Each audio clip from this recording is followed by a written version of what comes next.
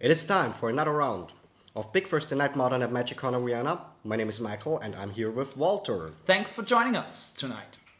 So on the left we have Kevin playing Mono White Death and Taxes, which is pretty basic list with 4 Etherwild, Blade Spice of Liquor Wisp, Ghost Quarter, Horizon Canopy, Leonin Arbiter to screw with his opponent's lands, Murn Crusader, which has protections from green and from white, 4 buff to exile as removal, Phyrexian Revoker to turn off his opponent's stuff, like maybe another Etherwild, if he doesn't have one, Restoration Angel to blink, for example, his Blade Spicer, Sarah Adventure, for 2 white, a 3/3 flyer, which can only be played starting turn 3, and so on. And what do we have on the other side, Walter? Yeah, on the other side we've got Mircha on 5-color humans. So as you already alluded to, another Etherwild deck here. He's playing one of the older lists. The new lists tend to favor 3 to 4 copies of Phantasmal Image, while he has the 4 Mayor of Everbrooks in his list, which means that his list is more aggressive, has more lord effects, but it has less flexibility. Other than that, his list features a 1-off of Dark Confident in the main deck with the 3 other ones in the board. And generally speaking, in terms of his mana base, he does have 2 fetch lands and 2 shock lands instead of the Seachrome coasts that are also seen in other lists. Really nice, so both players are getting the decks shuffled up. There have no mulligans been so far, both players are trying their first 7 cards. And we will see if both players will keep their first cards. They are currently looking at their hand. We'll see on the left, Kevin's side. Yes, we see.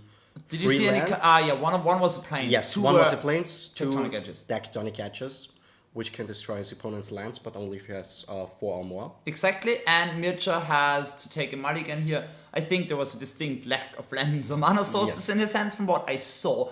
This is the thing, the power level here of the 5-color human stack is a lot higher than the Death and Taxes deck, but the Death and Taxes deck as a monocolored deck has a lot of consistency, and it can also exploit the intrinsic inconsistencies of the 5-color humans deck by the combination of Ghost Quarter and Leonin Arbiter. Leonin Arbiter, if you don't know, is a creature, is a 2/2 bear creature, costs 1 generic and 1 white. If you want to search your library, you have to pay 2 generic, or else you just simply cannot do it.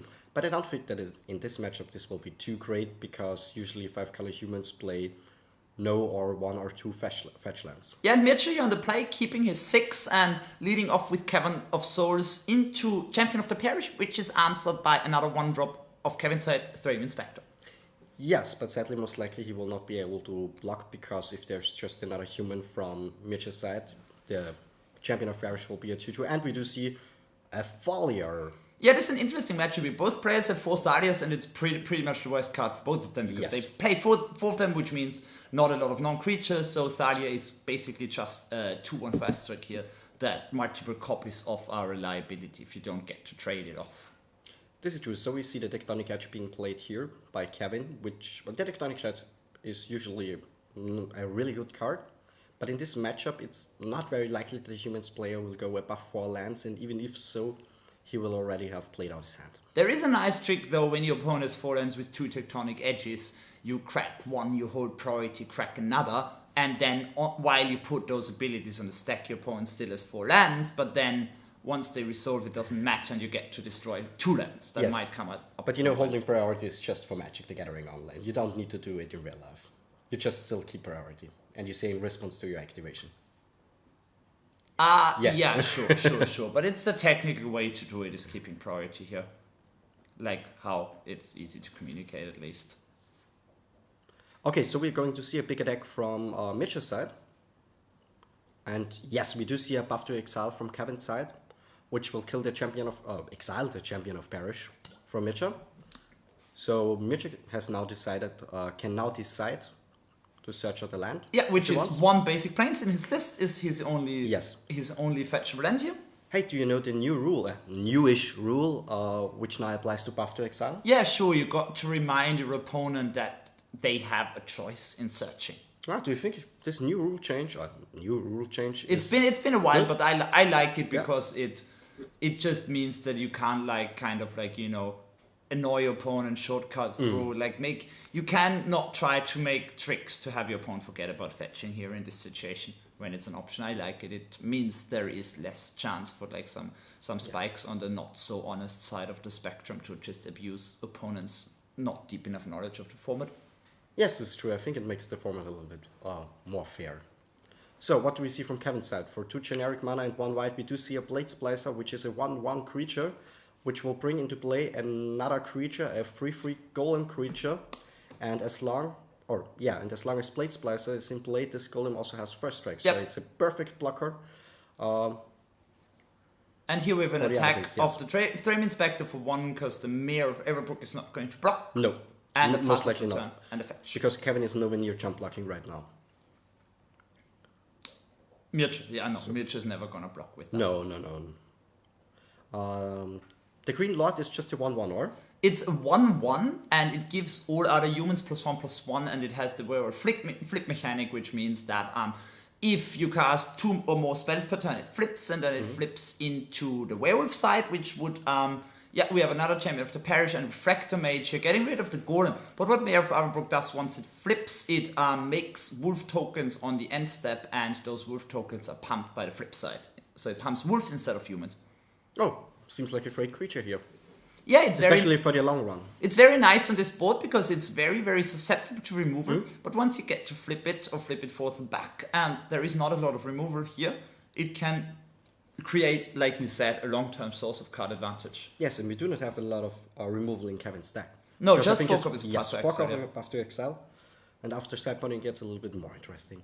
So currently, Kevin has 2 planes and 2 tectonic edges. He could do the tectonic edge play and get rid of 2 lands here. Yes, but behind on the board though.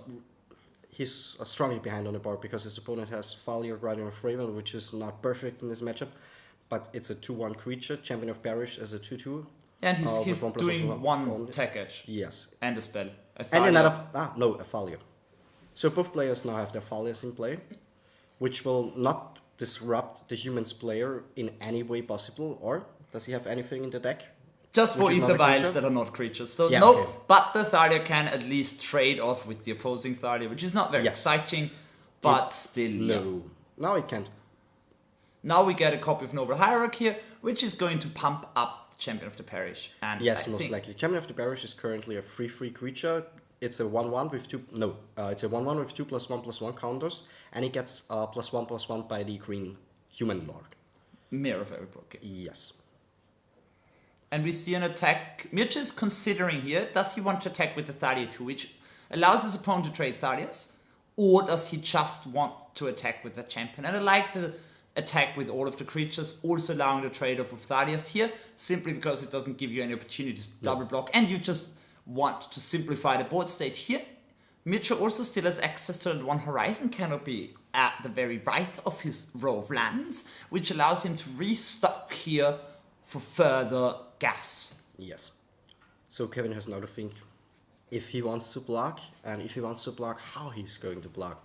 The decks do not really favor his blocks because he has a 1/2, a 2/1 first strike, and a 1/1 creature. And he's being attacked by a 3/4 Reflector Mage, 3/2 Failure, and a 4/4 Champion of the Parish. I like just trading Thalias here, honestly. Yes, just I would do so take the 6 damage right now. I think it's more than 6 because of the Mayor. But trading Thalias is nice because it's so easy. Because your Thalia is a 2/1, your opponent's is a 3/2, you still get to trade. Yes. That's easy, and then I think you would take the damage. You could also considering jumping with the Frame Inspector on the champion, but I'm not sure if this is a very winning line. So I think, Kevin agrees with us here. Yes, he's going to trade with his opponent's Falia, which is bigger than his, but because of the first strike. Yeah, he's going down to 5 here, taking 7 points of damage. Yes. So what's the draw for this turn from Kevin? I think it's another Falia, Guardian of Frame, which is not really good in his spot situation. I think what he really wants is another Path to Exile, and maybe Restoration Angel, I think Blade is Splicer. Nice. Yeah, Restoration Angel would be nice, but I think Path to Exile and Blade Splicer would be better. Restoration Angel is better than Blade Splicer because you get to blink your own Blade Splicer. Yes, of course it's better, but I think he needs to get the board under control and not only build up his own board. Yeah, sure, but like drawing Restoration Angel is, in my opinion, strictly better than drawing Blade Splicer because it's the same thing, just with an edit body. But I agree that Path to Exile is the one prime thing he's looking for. But there's only 3 copies left in his deck. But he would really like to find another copy of this here. Getting rid of this Mayor of Everbrook or of the champion would be huge. So another one drop. It's another Noble Hierarch. But yeah, Mircha did crack that Horizon Canopy, but he still doesn't have a lot of cards to play with here. So he needs to try to ride the things he has Yes. to his advantage before Kevin gets to get back into the game and stabilize. But Kevin is already down to 5 life here. Yes, Kevin is pretty low on life, and I'm pretty sure he doesn't have any good blocks right now. Sadly. Because he's being attacked by 4-4 or 5-5 champion of the barrage and a 3-4 reflector mage. He's going to have to jump with the block. blades. Yes. I think that I would jump, but I probably would still jump with the Inspector, but I'm not sure, simply because the Blades Pricer makes Restoration Angel a lot more appealing if you happen to draw it. But on the one hand, he had to draw another land because he most likely knew that he didn't have another land in hand, and on the other hand, as I can see right now, he has another Blades Pricer in hand.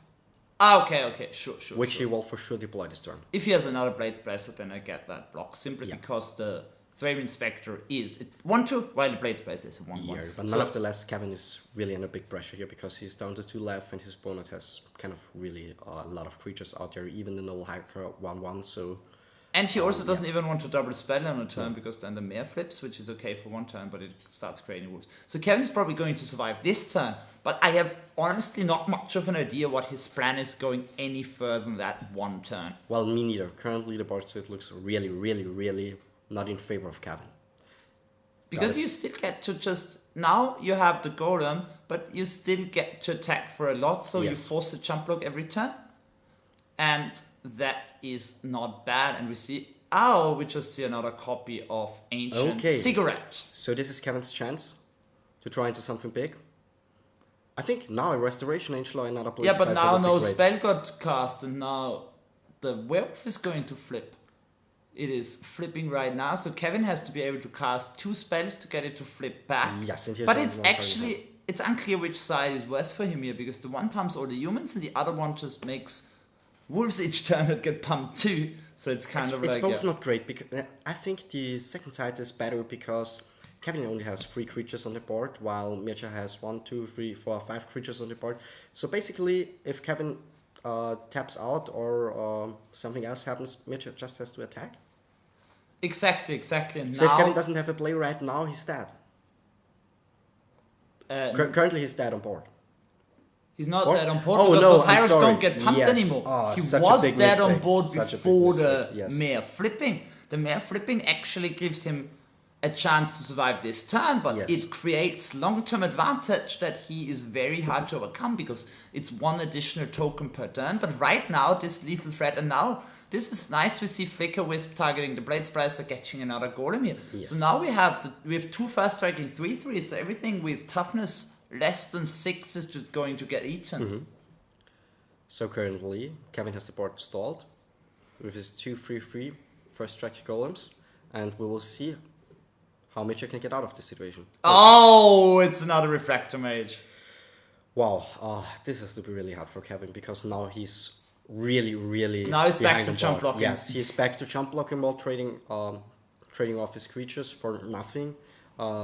He's leaning backwards, totally leaning backwards. Like he was close to coming back. He Yes. was close to making an attempt at stabilizing, but right now this one Refractor Mage was literally the best draw, except for like a Thalia's Lieutenant that could have happened here. A Mantis Rider. There were some good draws, but the Mantis Rider was just traded for Flicker Wisp. But this was awesome. The Refractor Mage is great here. Because 2 fast striking creature together gang blocking, it's just huge. It's so hard to get past. Mircha is building up his board while crumpling Kevin's. So it's a really bad situation for him to be in, and I think he's currently thinking what he even can do to win this game again. He can hit back for 3 damage, but this won't win. Mitch is at 16, you got to jump block here. You probably jump block with the Thalia here if you don't have... If you don't have another Blades Pricer in hand, you block with the Thalia because then the Resto Angel at least gives you some additional time maybe.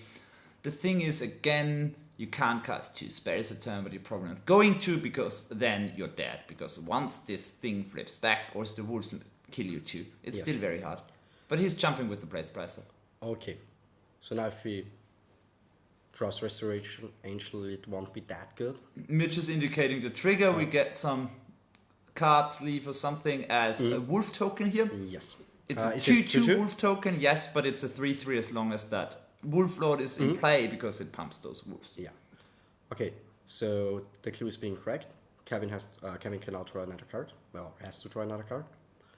So card has been drawn. Kevin has Another 2 land. cards in hand, plays another land, and another Flicker Wisp. Ooh, getting the champion back to being a small little 1/1 champion. I'm not sure if that's good enough, but also I want to point out Kevin has some really nice unstable lands and then 1 Miser white bordered plains here to make sure that your opponent is a bit tilted. The white bordered land is on top. No, white border land is the best land ever. Exactly. So why get unstable lands? But yeah. Hey, come on. There are even some people who who make cards which are black bordered, white bordered. Yeah. By their own choice. That's cool. Has but to be a thing. naturally, white bordered lands are less cool than like sharpening your super expensive modern deck. That's so stupid. It's cool again. Okay, so we see a full out attack from Mitch's side. Kevin is looking at the creatures and thinking about how to block, I guess at least. Mitch is pointing out some board situations. He has to block all creatures except for the champion here and take Yes. 1. And that's So yeah. this does not really look good for him. Okay, we'll see a lot of trades going off here. Thalia, Garden of Frame is just jump blocking. There's not a lot of trades. All these refractor mages are just being jump blocked here. The Flicker Wisp and the Golem tokens. I know it's not jump block because we have. Sorry, I'm getting confused. Yes. Lord. So those are actually the trades because the Lord was Okay. pumping the wolves. So we're back to him on 1 and the board state being just a Golem against the 2 nobles and the thing. And there's a freshly drawn card here, which is another champion putting a count on the first one. So Kevin now has to draw a creature to block at least 2 Champion of the Parish because he's only at 1 life, and if one of these creatures gets through, he's dead on the spot. Yes. And Mitchell again, he's in a spot where he can attack with 1 creature, just let the Exile Sarah happen, Avenger, so and- that's again something that gives him another turn at least. Yes, it will give him another turn if Mitchell doesn't draw like a... And Arbiter. Ooh, nice. This is like, I'm not sure if Mitchell could have played this a bit better. I'm not sure if it was right to attack with all creatures here. Because just looking at it, his board state is less dominating than before, but now this is very good. This is still not lethal, but this will still commit a lot of jump blocks. Yes. The Sarah Avenger is forced to trade off for the Mantis Rider, and then you get a trade and a jump probably, or you get a trade. No, you just get 2 trades, and then your 2 good creatures are back again, and then you still have this 1 creature with exalted. Yeah. Yes. So we see what you told us before, what you talked about before. Mitch is now left with 2 Noble Hierarchs and 1 Champion of the Parish with a +1/+1 counter on it. Meaning that you have a full power yes. attacker. This is a 4 power attacker, which Kevin, if he doesn't draw any creature, has to jump. The Leonine Arbiter is only a 2/2. And Kevin is on 1 life, so he can't let anything through again. But Kevin drew something. Kevin it's drew a a Flicker Flicker Wisp, which is Nice. going to again reset the champion. But the champion is a 3/3 now, but the 3/3 is not good enough because the 3/3 just trades with the Flicker Wisp. But any human, like another champion, is going to mean that you either have to double block and trade both, which is bad, or jump, which is probably even worse. I think Kevin has to block both now. I think you have to double block and hope you draw something that is bigger. Blazer. Resto Angel, and then Mircha draws a land and attacks, and you just get to eat it in combat. That would be the best case scenario. Yes. But you have to dream of Magic Christmas Land in a situation like that when you're Kevin. So I would definitely go for the double block here. I would do it. For sure. Because SOS will only be on... Kevin will, from this situation on, will always be a little bit on his back foot. But if it doesn't trade off this creature, it will most likely be jump, jump, jump. The next few turns still is there. You can't win from there. The thing is... It's pretty hard to win from this situation. The thing is that both of those champions may grow at some point. But he's just jumping here, which So I think is not the best way to proceed. But, Lucky, nice top deck. Blade Splicer brings again 4 power on the board. Yeah, and 3 a with first strike, very Yes, it's really very important. Kevin is currently thinking if he can afford to attack. I'm not quite sure if he can. What do you think? I would recommend not attacking here, simply because once there is... I think the possibility of double blocks, if there's additional counters or just an attack by one champion with an exalted trigger, is worth giving your options. Because what are you doing now? Now you're jumping with Blade Splicer. Before that, you could have double blocked and traded off the Flicker Wisp and the Blade Splicer. Yes. For this, which would have been nice. You still keep the Golem. So now it's a 4/4 creature, or? Does it have 2+1/+1 counters? No, it has 1+1/+1 counter. Just one from okay. the second champion. It got visited by the Flicker Wisp and then it got one counter price. Okay. So this would be a 3/3? snap double block with the... It's a 4/4. It's a 4/4. It's a 2/2 plus 2 exalted triggers. And now this is awkward. You don't want to make that double block because your Blade Splice is a lot better on defense than your Flicker Wisp was because it's got 3 power, not 1. Okay, so Kevin is jumping here. What will he draw? We could not see. Oh, okay. Frame Inspector and the Crack of the Clue, and now Path to Exile, maybe just once. Yes, this would be great. Path to Exile here great. would actually be stabilizing the board quite nicely. Yes, what do you think? Should he attack with Flicker Wisp again? I think so, actually. Because currently he doesn't have any good blocks, and I think jumping with... Yeah, the thing is, if just the 4/4 Spectres, attacks you, you get to double block and trade the 4/4 for the dimension, you kind of have to hope that Mircha draws nothing. But if Mircha draws anything here and you did not draw that Path to Exile, you're still very behind again. Yes. But I think for Kevin, you have to play to outs here. You have to hope that Mircha doesn't do a lot because you're still at 1. And Meddling Mage, okay. is huge. So both Champion of the Parish become a Meddling Mage is counter. snap naming Path to Exile here. Snap naming. He does not need to cast his own Path to Exile. He's so far ahead on board here. Mircha does play Path to Exile? No, he doesn't. Sorry. Okay, yeah. He's not. So it's not even close. I'm sorry why I thought that he was doing that. Obviously, he's not. So we will see right now what he's going to name. Yes, Path to Exile. Yeah, sure. So we're going to see one attack with a 4/4 creature.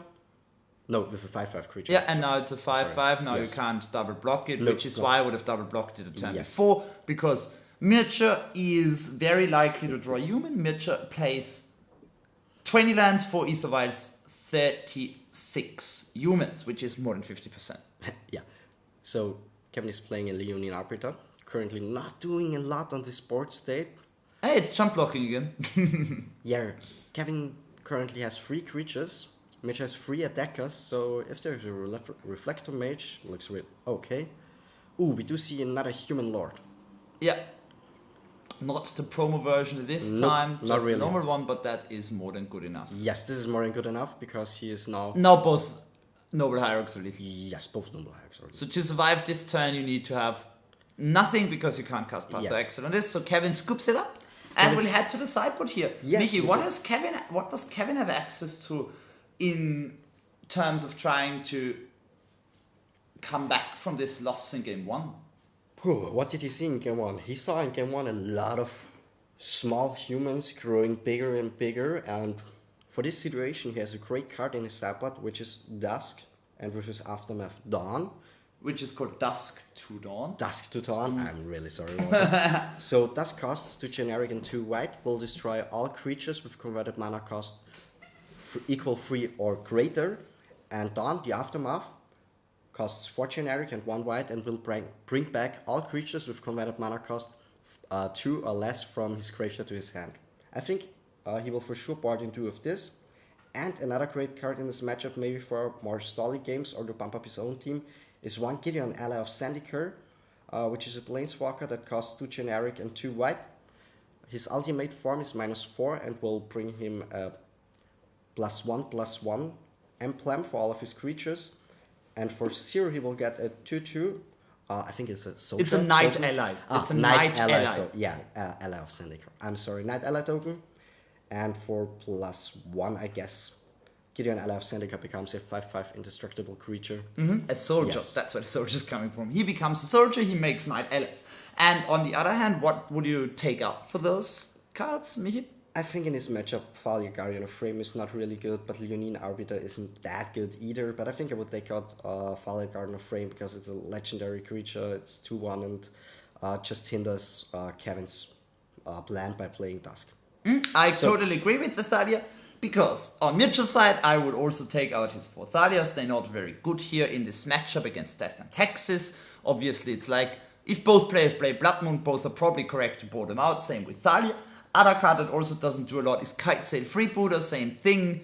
pretty much we have 2 creature decks playing against each other, different forms, but still creature decks. But there are a few interesting humans here on Mircha's side to bring in. We've got 3 Dark Confidence, which are amazing in this matchup. This matchup is based on attrition, drawing cards is important, and there is not a lot of pressure from Kevin's side to win quickly, so those Dark Confidence can just draw your cards. There's also an Izzet Steadycaster, which is amazing, kills all those Blade Splicers, all those Flicker Wisps, and is very nice against some other cards in combat too. It's very nice with Blade Splicer tokens. You got a 4 toughness creature, I block it and I shoot 1 damage, and then it just dies before it deals any damage. We also got Senthrid Necromancers to grind. This is a very sweet card from some old core set, I'm not sure which one. It is a 2 cost and 1 black 2/2 human, and whenever it or another human you control dies, you get to put a 2/2 zombie token into play tapped. And then also 2 dismembers to just round it up against as a flexible removal spell against all creatures in Kevin's deck, including Restoration Angel, which didn't show up in game 1. No, it didn't show up in game 1. But hopefully it shows up in game 2. So both players have drawn their first 7 cards, and we'll see if both will keep them. Okay, Kevin is deciding to go for a mulligan, going down to 6 cards. Yeah, 6 cards on the play is already probably kind of rough, but there are hands that you can't keep even if you're the monocolored. Yes. Quite consistent deck with a good curve. And either while you can't keep everything. Yeah, quite consistent. Let's say I think he's playing 8 colorless sources, so he might get stuck on colorless sources and doesn't have. Sure, you can keep most of those hands if you have a vial on turn 1, but you can't obviously keep them otherwise because you still like to get spells cast or creatures into play. Yeah, especially against an aggressive human stack. Pretty much in any matchup, but yeah, even more so in that. Okay, even more so, yes. And we see what Mircha has got here, because he is favored in this matchup, I think. On the draw, he can risk getting disrupted really heavily from the start, but the thing is that Death and Taxes, generally Thalia plays a nice role in disrupting your opponent a lot, and if you have a matchup where Thalia doesn't do anything, you can't get starts as disruptive as you can in matchups where Thalia is just backbreaking for the opponent. Yes, you're right. So Kevin is deciding if he takes his 6 cards. He's looking at it. I think I see planes and another planes there. I think it's the unhitched planes. Oh my god, he's going down to 5 cards. He's going down to 5 cards. This is like, his 6 must have been really bad, because honestly, on the play in this matchup on 6, I would keep any hand that is remotely functional. So assume his hand wasn't even remotely functional. Because 5 cards is, it doesn't... Yes. I can hardly imagine a 5-card hand needs to have something like 2 Path to Exiles and then a Blade Splicer or something that gets him back in cards. You know, Path to Exile will only speed up his opponent's plays. His opponent only has 1 planes. Okay, he has only 1 Every path past the 1 won't speed up his opponent's plays, and maybe he draws that path. Yeah, but currently Kevin is down 3 cards. Yeah, but now he's only down 2 cards once he gets to draw a card. I mean, the 1 card is a 1/2, but still. And yeah, another Champion of the Parish, turn 1 here from Mircha. It's great turn 1 play against Kevin's deck, against Mono Wild Eldrazi, Death and Taxes, I mean. So we see a second planes here from Kevin's side, and he's paying 1 mana. What he's going to play? It's an Aether Vial. It's an Aether Vial, bit late to the party here. And we see an attack here smartly, because the Champion is very likely to attack as a 2/2 at least, so why not get in this 1 point of damage? You're not going to proc it. We also see a Vial here. Again, late to the party for Mircha. 2 is not playing it though, he's going with a copy of Meddling Mage. And I would probably name the path again, depending on your hand. We will see. Yes, it's the path again. It's the path again, just re-getting it. And now, Kevin smartly didn't hold back. The Thraben Inspector is going to get hit for 2, taking up the vibe. Yes, he's taking up the vial. He's currently on 18. His opponent is on 19 life. Kevin has drawn a card for his turn. Yes, he has Deferred Land, which is great. And I think the best thing now he can do is landing a Blade Splicer. Yeah, but he's nice. The Horizon Canopy also can get him back from Mulligan. It's not all over. It's just a couple of Leon and Arbiter here. But Kevin is hanging in there. Yeah. If he gets to draw something good off that Clue and the Arbiter, the Vial makes up for the mana that is spent on drawing those cards. So you might be able to not fall too far behind. But we see... 3 mana is huge. Is it a Reflecting Mage? Or a Mantis Rider? Mantis Rider would be devastating here. It's Reflector Mage. It's Reflector Mage, bouncing Leonin Arbiter. And now Mircha can go in with both of his creatures. Yeah, for 5 damage? Yes, for 5 because damage. the Refractor Mage did trigger the champion. Yes. Refractor Mage was bad here for Kevin, but I still highly prefer to Mantis Rider from Kevin's seat. Yes, Mantis yes, Rider yes. just keeps hitting you for 3 and you will never be able to block Yeah, it. but Kevin has the Zero Revenge in hand, so this wouldn't be that much of a Sure, problem. and you've got 2 trades, Yes, great. But he yeah, could trade him. now Kevin actually has the nice play of being able to, while in the Sarah Avenger in combat, so this is nice. This might surprise Mircea here. We see what he draws off to Horizon Canopy. Did you get a grasp? Yes, he drew another Zero Revenge. Ooh, this is good. This is good. Kevin is giving it a go. He has to pass here, but he has the Sarah Avenger ready, which Yeah. is a 3/3 that you can't cast during the first 3 turns of your game, but Vile circumvents it nicely, and it is a 3/3 flying vigilance. Yes, it's a pretty cost-efficient card. Yeah, sure. It has limitations, but if you can So- play around them, it's just a lot of beef for the. But for what the do we see play. on your side? Ooh, Mantis Rider here. So currently the champion of the parish is a 4/4, or am I wrong? Yeah, it's a 4/4. All the So- other creatures enter after it, and Yes. now we probably have to have the Sarah Avenger try to eat the Refractor Mage here Yes. and take the damage, and next turn you trade for the Mantis Rider. Because the free gobbling up the Refractor Mage is too important here. I would throw my Sarah Avenger in front of the Refractor Yeah, Mage. but if he's trading for Reflector Mage, he will go down a lot. He's taking 7 damage, going down to 6 left. Yeah, sure. But he has to do that. Sure. It doesn't Yeah, so matter. it's the It's best still play. the correct play by Yes. far. But he's still under a lot of pressure. Sure, but this is the best way to set him up for further. And now we see the Vile cast here Yes. that we saw Mircea draw a couple turns ago. Yes, but he didn't cast it because he wanted to build a pressure on the board, or? Yeah, of course, he just casts it when he has the ability to, because it might come in handy for sneaky plays later. He only casts it when he has spare mana, which was exactly this turn. Okay, so what has Kevin drawn for his turn? He's thinking, he's looking at his hand. Does he have anything good? Okay, he's making some space there. What is he going? Okay, he's using Ether Vial. Which creature is he putting into play? Okay, it's a Leonin Arbiter. He okay. responded to the Ether Vial trigger in his upkeep here, which is Yes. nice when you know that you need to put in 3, but you need to put a creature into play this turn. He has 2 tulips. We saw the other Sarah Avenger, so he's just doing this here, which is a smart play. It's not always correct when you can make it, but this is a situation where it's probably quite nice. Yeah, most likely has Flicker with Blade Splice in hand, or even Restoration Angel, where he wants to dig up his Ether Vial. So I think he's going to play his second Sarah Avenger, or what do you say?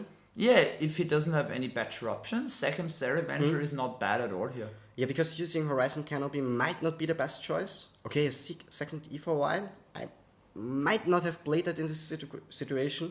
Do you think the 1 damage matters? Now he's attacking with the first Avenger before Yeah. playing the second one. Of course, because if Mircea should not and would not trade it off. Okay, he's not playing the second one. Maybe Maybe I've seen doesn't have something one. wrong.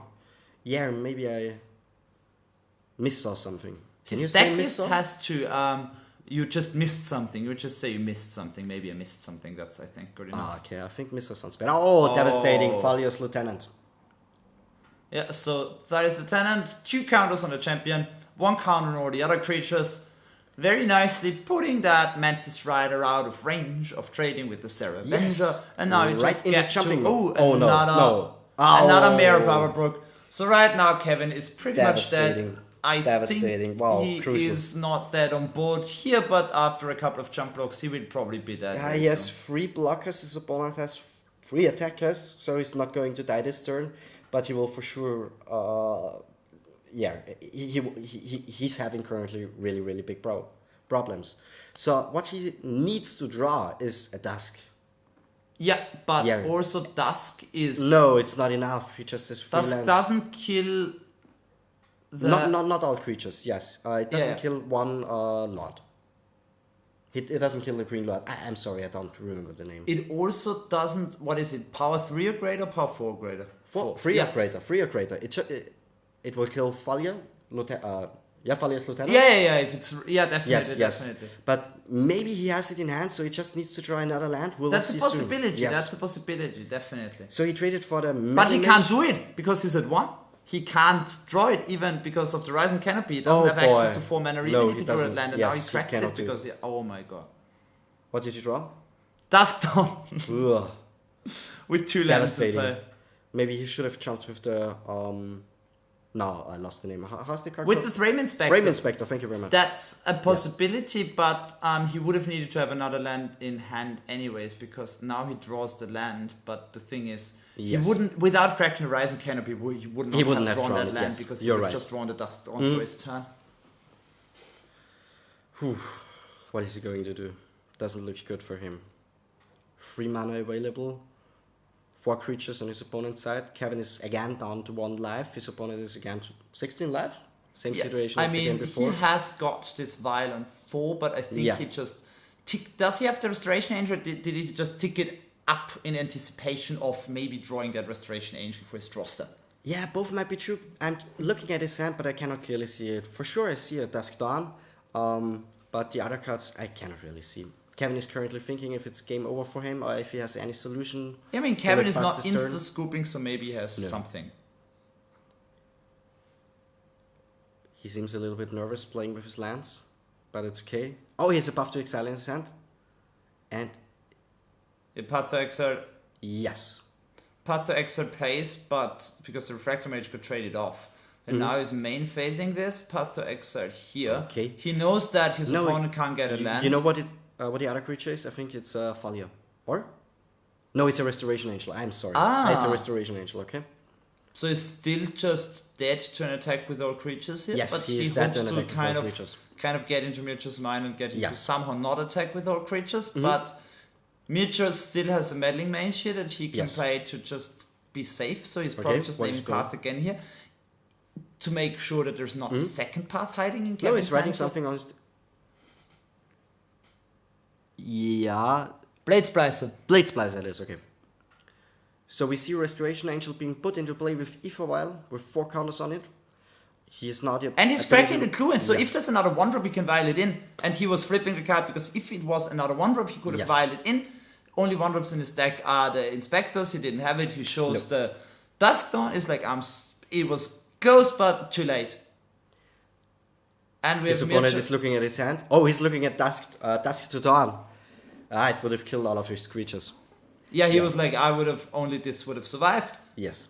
Unclear if that would have been good enough, but yeah, we saw a pretty convincing victory by the 5-card Humans deck here, which has been a popular choice for a couple of weeks here at Big Thursday Night Modern at Magic Corner Vienna. Yeah, I think always 2 players playing this deck. Around that. And yeah, basically, I think that Kevin really needs to get a lot going right here, like drawing Dusk Dawn and the lands to cast the right situation, because it just seems like the Humans deck is very fast and it puts a lot of pressure on him, and his mana denial plan never seemed to do anything. We saw him board out 2 vials in the Revoker for exactly the cards I mentioned, which are 2 Dusk Dawns and a Gideon, but he kept all his Thalias in the deck. Yeah, maybe I would have boarded out the Thalias instead of the Ether Vial, because he needs the pressure. But I'm not quite sure about this, and it's even better if you can just Dusk to Dawn, turn 4, with an Ether Vial open and vial in something. As we see from his opponent's side, he boarded out. What? He boarded out the Dark Confident, he boarded into 2 Dismembers and the Izzet Staticas, he boarded out 2 of the Kaizen Freebooters, I like that, and the Dark Confident. So what I would have liked to see from Mircha, I think, is heavier sideboarding, because I think that his sideboard has a lot of options. And do you know what I really dislike from Kevin's side here? You bring in Dusk Dawn and Gideon is the best cards. Yes. You leave in 4 Thalias. Yes. While you bring in 3 4-mana non-creature spells that cost 5 with the Thalia in play. So I think this is a bit of a non-bo. It's like kind of shooting yourself in the foot a bit. Yeah. But it happens. From time to time you just forget about these things. Maybe it's his first time playing this matchup. I don't know it really. You have to try to figure it out, and after you play it, you will see. Sideboarding when you haven't played a matchup a lot is a lot harder. But if I'm playing a deck for the first time, usually when people watch me playing the deck, they're like, oh my god, no, how can someone do it? And I'm like playing the deck, like making all mistakes at once, so that when I have to play it at a PPTQ or an RPTQ, I already made all of them and can now strike for victory. Yeah. So, this was another match of Big Thursday Night Modern and Magic Corner Vienna. What do you think about this match? Please comment below and see you at the next video. Goodbye. Yeah, see you next round.